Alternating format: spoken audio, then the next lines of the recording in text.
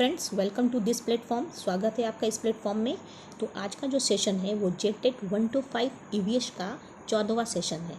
यानी 13 सेट तक मैंने वीडियो अपलोड कर दिया है। आप लोग ज़रूर देखिएगा, ठीक है। तो आज का जो सेशन है वो 30 मोस्ट क्वेश्चन है, टॉप मोस्ट क्वेश्चन ईवीएस का। जो आज का भी जो सेशन होगा वो भी बहुत इंपॉर्टेंट होगा। तो फ्रेंड्स, आप लोग ज़रूर देखिएगा इस सेशन को। तो हम लोग वीडियो को स्टार्ट करते हैं, टाइम को वेस्ट नहीं करते हैं, ठीक है।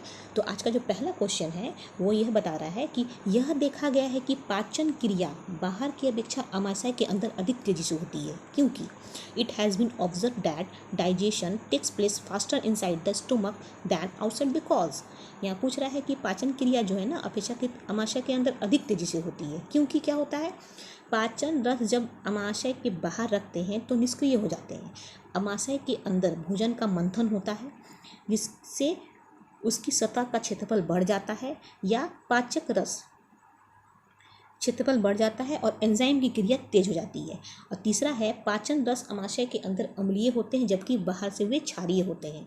और चौथा है, अमाशय के अंदर भोजन की उपस्थिति में पाचक रस का उत्पादन बहुत ज़्यादा होता है। इसका राइट आंसर जो होगा वो ऑप्शन नंबर आपका 2 सही होगा, क्योंकि देखिए अमाशय के अंदर भोजन का मंथन होता है, ठीक है, जिससे उसकी सतह का क्षेत्रफल यानी सरफेस एरिया बढ़ जाता है और एंजाइम की क्रिया क्या होती है, तेज हो जाती है। तो यानी अमाशय यानी पेट के अंदर भोजन का पाचन बहुत तेज़ी से होता है, रैपिडली तरीके से होता है। तो इसके पीछे भी कारण है कि अमाशय में बहुत प्रकार के एंजाइम्स होते हैं, ठीक है, जैसे कि ट्रिप्सिन एंजाइम, ट्रिप्सिन, ठीक है। उसके बाद अमाइलेज, उसके बाद है लाइपेज। ये सब एंजाइम का नाम है। तो एंजाइम को याद रखने का भी ट्रिक है, जैसे कि पेज ए एस सी, अगर लास्ट में ए जहाँ भी रहे तो उसमें से कुछ जो नाम होता है ना वो एंजाइम का ही नाम होता है, वो एंजाइम को इंडिकेट करता है। ये अगर मान लीजिए कभी कोई एंजाइम का नाम याद नहीं आ रहा है, अब एमाइलेज आपसे पूछ दिया जाए या लाइपेज पूछ दिया जाए तो पूछ दिया जाए ये है क्या, अगर आपको याद नहीं आ रहा है तो ए एस सी जहाँ लगे वो एंजाइम को इंडिकेट करता है। तो ट्रिप्सिन, एमाइलेज, लाइपेज ये सब जो होते हैं ना अमाशय में बहुत प्रकार के एंजाइम्स होते हैं और ये भोजन को क्या करते हैं, पचाने में हेल्प करते हैं और भोजन को तेज़ी से पचाते हैं। जिसके क्या होता है, भोजन छोटे छोटे टुकड़ों में क्या होता है, भोजन का ब्रेक डाउन होता है, याद रखना है। जिसके कारण अमाशय का जो क्षेत्रफल होता है यानी कि सरफेस एरिया जो होता है वो फैल जाता है, बढ़ जाता है और एंजाइम क्या करते हैं, अपना रोल प्ले करते हैं, तेज़ी से क्या करते हैं, अपना रोल प्ले करते हैं, अपनी भूमिका निभाते हैं, ठीक है। इसलिए ऑप्शन नंबर 2 जो है बिल्कुल राइट आंसर है। अगला प्रश्न है, कानपुर रेलवे स्टेशन से नई दिल्ली रेलवे स्टेशन की दूरी 432 किलोमीटर है। कोई ट्रेन से नई दिल्ली रेलवे स्टेशन से 18/12/2021 को 23:45 प्रस्थान करके 19/12/2021 को 7:45 कानपुर रेलवे स्टेशन पहुंचती है। तो इस ट्रेन की यात्रा की औसत चाल क्या है, 10 मीटर प्रति सेकेंड या 15 मीटर प्रति सेकेंड या 27 मीटर प्रति सेकेंड या 54 मीटर प्रति सेकेंड। तो याद रखना है, जैसे कि हम लोग जानते हैं कि औसत चाल पूछ रहा है ना, औसत चाल बराबर क्या होता है, दूरी बटा समय। तो यहाँ दूरी कितना दिया गया है, दूरी दिया है 432, ठीक है। और समय अगर हम जोड़ेंगे, समय अगर दोनों का मिलाएंगे तो यहाँ पे 8 घंटा होगा। तो इसको क्या करेंगे, हम लोग इसको मल्टीप्लाई कर देंगे, ठीक है। तो जब मल्टीप्लाई करेंगे तो इससे 5/18 से, तो उसको मल्टीप्लाई करेंगे, इसको काटेंगे तो कितना आएगा, 15 मीटर प्रति सेकेंड आएगा, ठीक है। तो इसका ऑप्शन नंबर जो है 2 बिल्कुल राइट आंसर है। अगला प्रश्न है, निम्नलिखित में से कौन सी स्थितियां बच्चे में मोटापा का कारण बनेगी। विच of the following conditions will cause obesity in a child. सप्ताह में एक बार साइकिल चलाना या कभी कभी पिकनिक पर बाहर जाना या साबुत अनाज के बिस्किट और नमकीन खाना या किताबें पढ़ते हुए घंटों तक रोजाना सोफे पर बैठना। तो इसका राइट आंसर होगा ऑप्शन नंबर आपका 4, किताबें पढ़ते हुए घंटों तक रोजाना सोफे पर बैठना, sitting on the sofa daily for hours while reading books.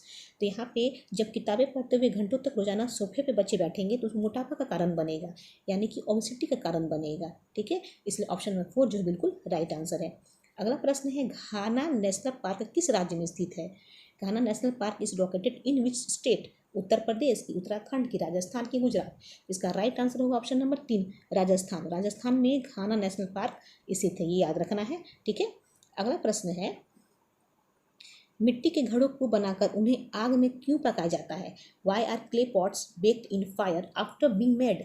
उन्हें कच्चा करने के लिए, उन्हें पक्का करने के लिए, या छिद्रों की जांच करने के लिए, या उन्हें सुंदर बनाने के लिए? इसका राइट आंसर होगा ऑप्शन नंबर 2, उन्हें पक्का करने के लिए, to make them strong and durable.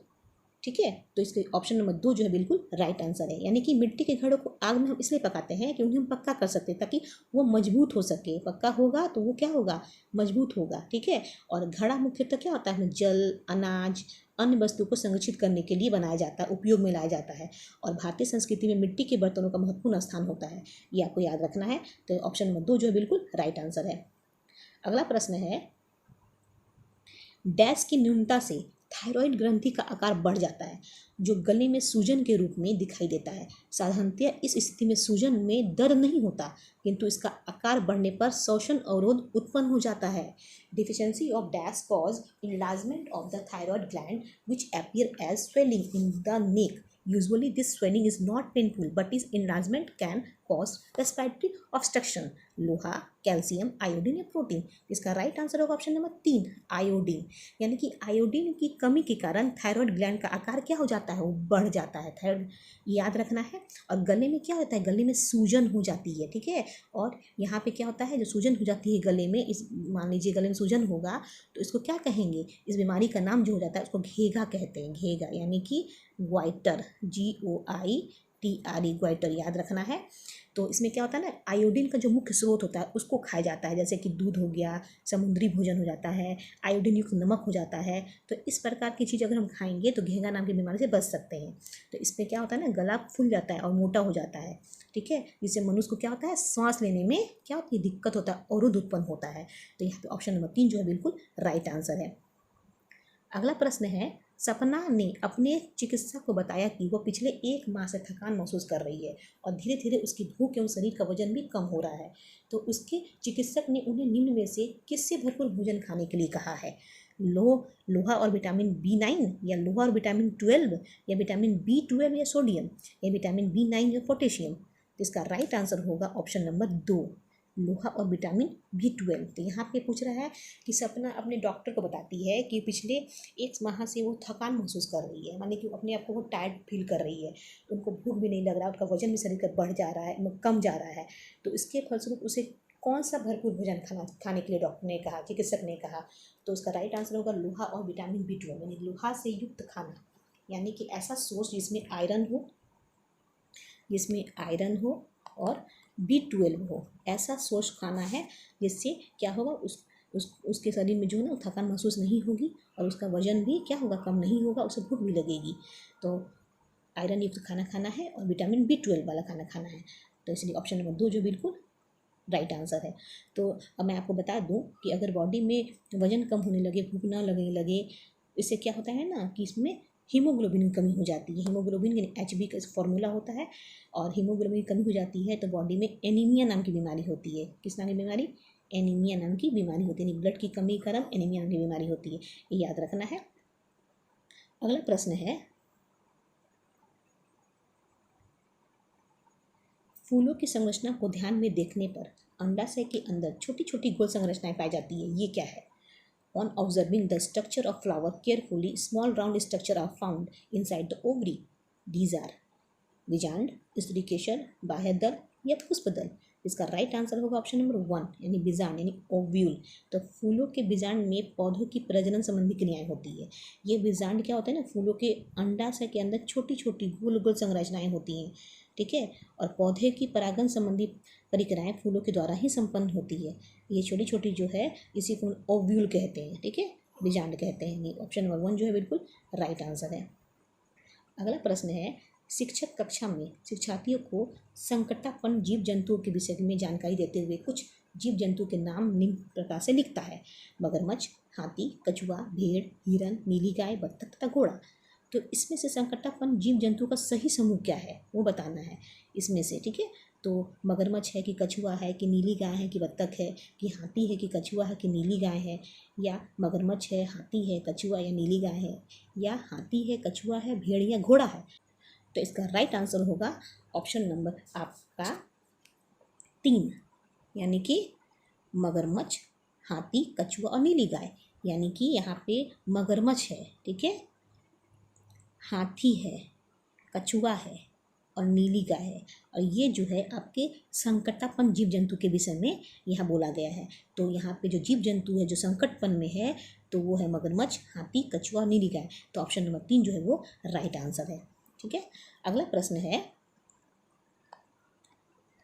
हमारे देश के किस भाग के लोगों के रहने के लिए बड़े बड़े तीनों के टेंट को रेबो कहते हैं और जानवरों के रहने के स्थान को लेखा कहा जाता है? In which part of our country are the large cone shaped triangular tents used for living called rebo and the place for keeping animals called लेखा? अरुणाचल प्रदेश, मेघालय, जम्मू और कश्मीर, लेह और लद्दाख। इसका राइट आंसर होगा ऑप्शन नंबर 4, लेह और लद्दाख। जैसे कि केंद्र शासित प्रदेश लद्दाख की चांगथा जनजातियों द्वारा तिकोने आकार के टेंट को क्या कहते हैं हम लोग? रेबो कहते हैं।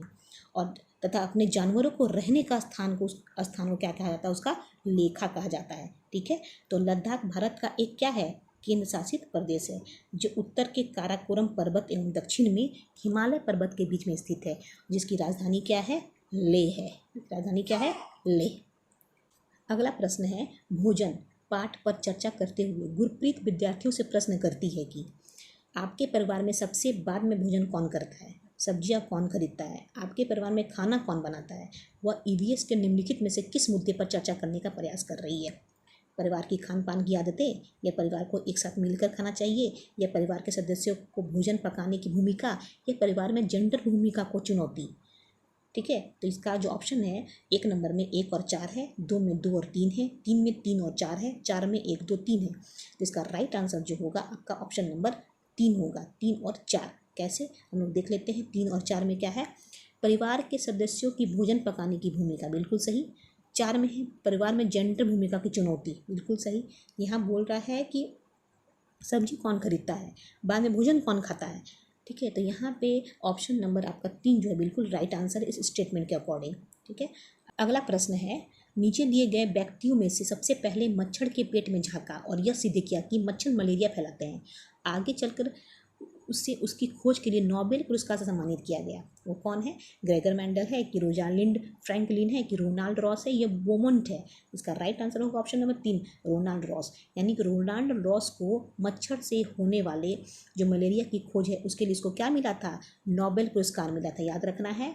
और इसका जो जन्म हुआ था वो ब्रिटिश के अल्मोड़ा यानी कि जो उत्तराखंड में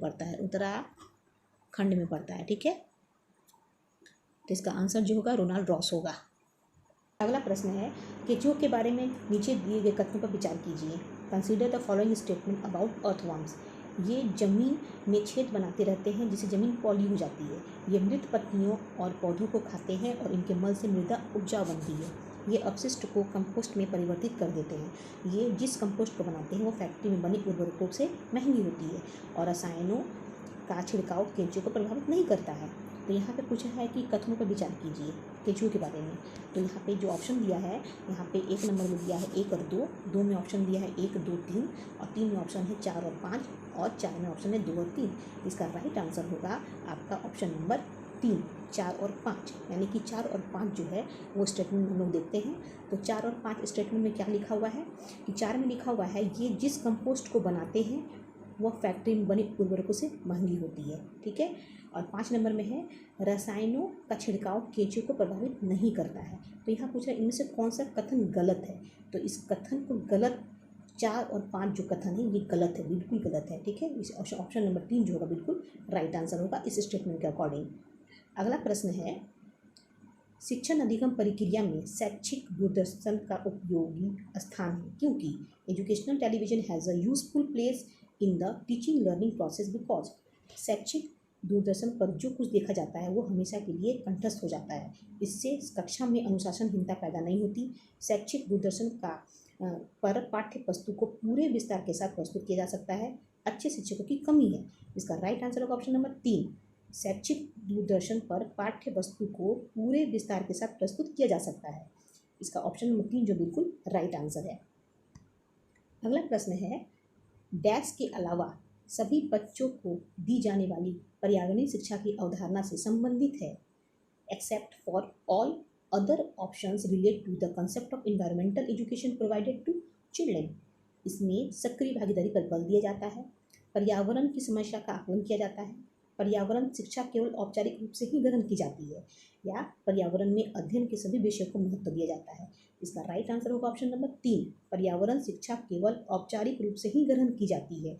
यहाँ पूछ रहा है कि डैश के अलावा अन्य सभी बच्चों को दी जाने वाली पर्यावरणीय शिक्षा की अवधारणा से संबंधित है। इसका राइट आंसर होगा ऑप्शन नंबर 3। ठीक है, अगला प्रश्न है, निम्न में से कौन सा गलत सुमेलित है? Which of the following is incorrect matched? शाकाहारी पादपों से अपना भोजन प्राप्त करते हैं, मांसाहारी जंतुओं से अपना भोजन प्राप्त करते हैं, सर्वाहारी पादपों तथा जंतुओं से अपना भोजन प्राप्त करते हैं, और रुधिरपोषी यानी मरे हुए जंतुओं से अपना भोजन प्राप्त करते हैं। तो यहाँ पे गलत सुमेलित करने बोला है, तो जो गलत होगा वो ऑप्शन नंबर 4 होगा, रुधिरपोषी यानी मरे हुए जंतुओं से अपना भोजन प्राप्त करते हैं। रुधिरपोषी मतलब जो ब्लड पीने वाले होते हैं उसी को रुधिरपोषी कहा जाता है। ठीक है, तो यहाँ पे मरे हुए जंतु से अपना भोजन प्राप्त करते हैं। तो ये ऑप्शन जो बिल्कुल गलत है कि वे जंतु जो मरे हुए मृत जीवों को खा या सड़े गले चीज़ों को खाते हैं, ग्रहण करते हैं, वो मृत जीवी कहलाते हैं, रुधिरपोषी नहीं कहलाते हैं। इसलिए ऑप्शन नंबर 4 जो बिल्कुल गलत है। अगला प्रश्न है, भूमि संरक्षण हेतु पहाड़ी ढलान को काटकर सीढ़ियाँ बनाकर जिस विधि से कृषि की जाती है वह विधि कहलाती है। The method of agriculture in which step are cut into mountain slopes for soil conservation is called. समोच्च-रेखी विधि, आच्छादित रोपण विधि, या पट्टीदार खेती विधि, या सोपान विधि। इसका राइट आंसर होगा ऑप्शन नंबर 4, सोपान विधि। ठीक है, यहाँ पे क्या होगा, terrace farming, step farming method. तो यहाँ पे भूमि संरक्षण हेतु पहाड़ी ढलान को काटकर सीढ़ियाँ बनाकर जिस विधि से कृषि की जाती है वो सोपान विधि कहलाती है, यानी टेरेस फार्मिंग कहलाती है। ठीक है, यह विधि मुख्य रूप से तीव्र ढलानों वाले पहाड़ी क्षेत्रों में अपनाई जाती है ताकि मृदा क्या हो, वहाँ पे सॉइल का इरोशन ना हो, क्या हो, इरोशन ना हो, रोका जा सके, मृदा अपरदन को रोका जा सके, इसलिए यहाँ पे सोपान विधि ऐसा फार्मिंग किया जाता है। ठीक है, इस ऑप्शन नंबर 4 जो है बिल्कुल राइट आंसर है। अगला प्रश्न है, कक्ष में रेडियोधर्मी प्रदूषण प्रकरण पढ़ाते समय एक शिक्षक शिक्षार्थियों के सम्मुख 4 कथन प्रस्तुत करता है जो निम्नलिखित है। While teaching the topic radio active pollution in class, a teacher present 4 statement to the students. यह पशुओं में अनुवांशिक परिवर्तन लाता है, यह मृदा में विद्यमान विभिन्न खनिजों को असंतुलित करता है, या यह रक्त संचार में व्यवधान पैदा करता है, यह कैंसर पैदा करता है। उपरोक्त में से सही कथन कौन सा है? यहाँ पे तो ऑप्शन नंबर 1 है 1 और 2, 2 में है 1 और 4, 3 में है 1, 3 और 4, और 4 में है 2, 3 और 4। तो यहाँ पे स्टेटमेंट के अकॉर्डिंग जो सही आंसर है वो ऑप्शन नंबर आपका 3 है, 1, 3 और 4। वो कैसे देख लेते हैं, 1,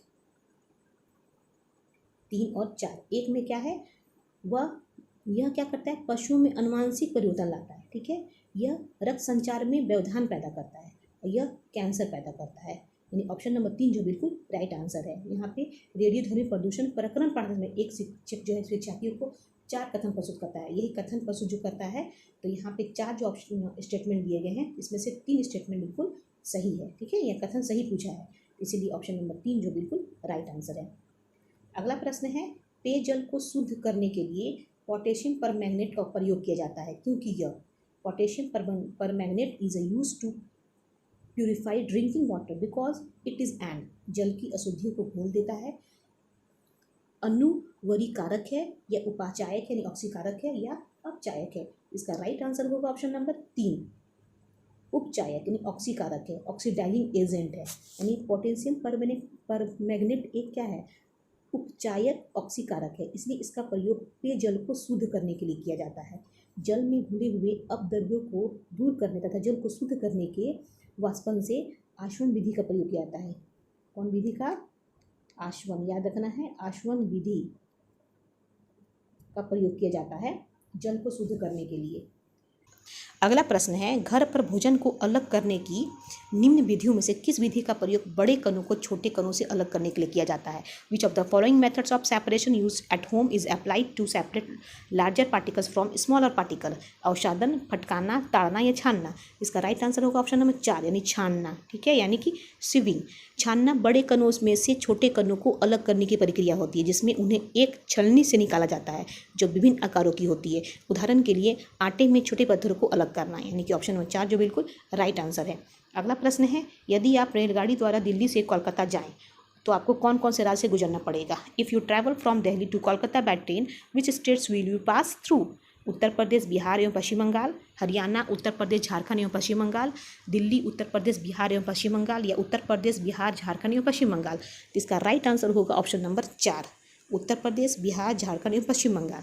यानी कि यहाँ पे हम अगर रेलगाड़ी द्वारा दिल्ली से हम कोलकाता जाएंगे तो हम उत्तर प्रदेश, बिहार और झारखंड, पश्चिम बंगाल, तब पश्चिम बंगाल कोलकाता पहुँचेंगे। ठीक है, इसलिए ऑप्शन नंबर 4 जो है बिल्कुल राइट आंसर है। अगला प्रश्न है, माउंट एवरेस्ट नीचे दिए गए किस देश का भाग है? Mount Everest is the part of which of the following countries? Tibet, Nepal, Bharat या चीन? इसका राइट आंसर होगा ऑप्शन नंबर 2, नेपाल। ठीक है, यानी कि माउंट एवरेस्ट नेपाल देश का भाग है। दुनिया का सबसे ऊंचा पर्वत माउंट एवरेस्ट नेपाल में स्थित है और इस पर्वत को तिब्बत में जोमलुंगा एवं नेपाल के सागर माथा के नाम से जाना जाता है। सागर माथा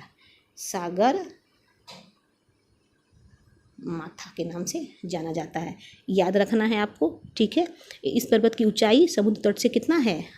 8,848 मीटर है। ऑप्शन नंबर 2 जो बिल्कुल राइट आंसर है।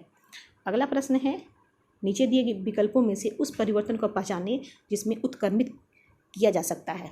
Identify the change from the given options that can be reversed. Plaster of Paris की परत बनाना, मोम का घोल बनाना, दूध से पनीर बनाना, गाय के गोबर से बायोगैस का बनाना? तो इसका राइट आंसर होगा ऑप्शन नंबर 2, मोम का घोल बनाना। Melting wax, making liquid wax, यानी कि मोम का घोल बनाने के परिवर्तन को उत्क्रमित किया जा सकता है। ठीक है, इसलिए ऐसा परिवर्तन जिसको पुनः अपनी पूर्व अवस्था में लाया जा सकता है वह उत्क्रमित होने वाले परिवर्तन कहलाता है। ठीक है, इसलिए याद रखना है, जैसे बर्फ का पिघलना, मोम का पिघलना। ठीक है, ये सब जो है ये उत्क्रमित क्या है? परिवर्तन है। ऑप्शन नंबर 2 जो है बिल्कुल राइट आंसर है। अगला प्रश्न है, पौधे विषय के मुद्दे बच्चों के लिए सार्थक हो सकता है यदि issue related to the topic plants can become meaningful for childrens if? बच्चों को थीम आधारित वर्कशीट दी जाती है, क्षेत्र भ्रमण पर्यावरण मुद्दों के इर्द गिर्द आयोजित किए जाते हैं, शिक्षकों द्वारा प्रदर्शन किए जाते हैं, आमंत्रित व्याख्यानों के बाद सामूहिक कार्य का आयोजन किया जाता है। तो इसका राइट आंसर जो होगा ऑप्शन नंबर 2 होगा, क्षेत्र भ्रमण पर्यावरण मुद्दे के इर्द गिर्द आयोजित किए जाते हैं। यानी field trips are organized around environmental issue. ठीक है, तो जैसे कि पौधे से संबंधित जो मुद्दा होता है बच्चों के लिए सार्थक हो सकता है यदि क्षेत्र भ्रमण पर्यावरण मुद्दे के इर्द गिर्द आयोजित किया जाए। तो इस प्रकार की क्रिया से बच्चों के द्वारा सीखा हुआ ज्ञान जो होता है ना, व्यवहारिक अधिक होता है, जो विषय की अच्छी समझ को उत्पन्न कर सकता है। इसलिए ऑप्शन नंबर जो 2 होगा वो बिल्कुल राइट आंसर होगा। अगला प्रश्न है, 2 बच्चों की क्लिनिकल विकृत रिपोर्ट नीचे दिए गए अनुसार के अनुसार बताया गया है कि आरती यानी उसकी आयु 12 वर्ष, स्त्रीलिंग है, हीमोग्लोबिन इतना है 10.5, और नमन उसका आयु 12 वर्ष है, ये पुरुष है, हीमोग्लोबिन 8 ग्राम है। ठीक है, तो यहाँ पूछा गया है कि उपरोक्त रिपोर्ट के आधार पर निम्नलिखित से कौन सा एक निष्कर्ष निकाला जा सकता है कि आरती एनीमिया यानी रक्तकालता से पीड़ित है, नमन एनीमिया से पीड़ित है, दोनों ही एनीमिया से पीड़ित है और दोनों ही एनीमिया से पीड़ित नहीं है। तो इसका राइट आंसर जो होगा ऑप्शन नंबर 3, दोनों ही एनीमिया से पीड़ित है, क्योंकि यहाँ पे जो निष्कर्ष निकालना है वो बताया गया है दोनों का जो रक्त है यानी कि उसका जो हीमोग्लोबिन है, हीमोग्लोबिन यहाँ दिया हुआ है, आरती का भी दिया हुआ है और नमन का भी दिया हुआ है। तो आरती का जो ब्लड का हीमोग्लोबिन जो है यहाँ पे वो भी कम है। ठीक है, और नमन का भी जो हीमोग्लोबिन है वो भी कम है, तो दोनों का हीमोग्लोबिन कम है। तो इसके अनुसार यहाँ पे दोनों को क्या है? एनीमिया, दोनों एनीमिया से क्या है? सफ़र कर रहे हैं। ऑप्शन नंबर 3 जो है बिल्कुल राइट आंसर है। अगला प्रश्न है, प्रत्येक स्थान के नाम के साथ उस क्षेत्र में बनाए जाने वाले सामान्य घरों के सही विवरण का मिलान कीजिए। Match each location with the correct description of common houses built in that region. तो यहाँ पे लोकेशन दिया गया है और हाउस का डिस्क्रिप्शन दिया गया है, यानी राजस्थान, लद्दाख, मनाली और असम का दिया गया है। तो यहाँ पे राजस्थान का दिया है पत्थर या लकड़ी के बने ढालू छत वाले घर, लद्दाख का दिया है बांस के खंभों पर बने ऊंचे उठे हुए घर, मनाली का दिया है पत्थर के बने घर जिसकी फर्श एवं छत लकड़ी के बने होते हैं, और असम का दिया हुआ है मिट्टी का घर जिनकी छतें कटीली झाड़ियों से छाई होती हैं। तो यहाँ पे ऑप्शन दिया गया है 1, 2, 3, 4। तो ऑप्शन के अकॉर्डिंग ऑप्शन नंबर जो 4 है वो बिल्कुल राइट आंसर है। कैसे? ऑप्शन 4 में दिया है 4, 3, 1, 2, 4, 3, 4, 4, 3, 1, 2। तो देखिए यहाँ पे 4, राजस्थान का 4 दिया है। राजस्थान का क्या है? 4, यानी कि राजस्थान में मिट्टी का घर जिनकी छतें कटीली झाड़ियों से छाई होती हैं। उसके बाद लद्दाख का 3 दिया है, यानी कि पत्थर का बना घर होता है जिसकी फर्श छत लकड़ी के बने होते हैं। और मनाली का 1 दिया है, यानी कि मनाली का जो होता है ना पत्थर या लकड़ी के बने ढालू छत वाले घर होते हैं। और असम का जो दिया हुआ है वो आपका 2 दिया हुआ है, बांस के खंभों पर बने ऊंचे उठे हुए घर। ठीक है, इसलिए ऑप्शन नंबर जो आपका 4 है वो बिल्कुल राइट आंसर है। अगला प्रश्न है, स्वप्रेरक, प्रसन्नदायक तथा क्रियाशील गतिविधि को डैश कहा जाता है। इनमें व्यक्ति को अपनी अभिव्यक्ति व्यक्त करने का पूर्ण अवसर प्रदान किया जाता है। Self motivating, joyful and active activities called dash in which an individuals gets full opportunity to express themself. शैक्षिक भ्रमण, खेल, सेमिनार या साक्षात्कार। इसका राइट आंसर होगा ऑप्शन नंबर 2, खेल यानी प्ले यानी गेम। खेल जो होता है ना स्वयं शिक्षा, अस्थायी ज्ञान और चरित्र के विकास का क्या होता है? सशक्त साधन होता है। इसलिए ऑप्शन नंबर जो 2 है बिल्कुल राइट आंसर होगा। अगला प्रश्न है, विद्यालय में आयोजित की जाने वाली विभिन्न पाठ्य सहगामी क्रियाओं के बारे में आपका सुझाव है। What is your suggestion regarding various co curriculum activities organize in school. ये भी शिक्षण प्रक्रिया के आवश्यक अंग है। इनमें पठन पाठन में बाधा आती है। इनसे बच्चों में सामाजिक एवं सहभागिता के गुणों का विकास होता है और इनसे छात्रों एवं अध्यापकों का मनोरंजन होता है। इसका राइट आंसर होगा ऑप्शन नंबर 3। इनसे बच्चों में सामाजिक एवं सहभागिता के गुणों का विकास होता है, यानी कि हम कह सकते हैं कि विद्यालय में जो आयोजित की जाने वाली विभिन्न पाठ्यक्रम सहभागी गतिविधियों का मुख्य उद्देश्य क्या होता है? बच्चों की चारित्रिक भावना को उन्नत बनाना होता है। ठीक है, विभिन्न वातावरण में आए बच्चों को सामाजिक एवं सहभागिता की भावना का विकास करना होता है। बच्चों में भावनात्मक संतुलन का विकास करना तथा बच्चों के सांगीन विकास का योगदान करना होता है। इसलिए ऑप्शन नंबर 3 जो बिल्कुल राइट आंसर है। अगला प्रश्न है, नई दिल्ली रेलवे स्टेशन और कानपुर रेलवे स्टेशन के बीच की दूरी 432 किलोमीटर है। कोई ट्रेन 16 दिसंबर 2021 को 21:45 कानपुर से प्रस्थान करके नई दिल्ली रेलवे स्टेशन पर 17 दिसंबर 2021 को 5:45 पर पहुंचती है। तो इस यात्रा में ट्रेन की औसत चाल क्या होगी? तो यहाँ पे औसत चाल निकालने बोल रहा है। अगर हम औसत चाल निकालेंगे इसका, तो इसका जो आंसर होगा वो आपका होगा 15 मीटर प्रति सेकेंड। ठीक है, तो ऑप्शन नंबर 4 जो बिल्कुल राइट आंसर है। एंड लास्ट प्रश्न है, पर्यावरण अध्ययन में दैनिक मूल्यांकन लाभदायक है। Daily evaluation in environmental studies in beneficial for.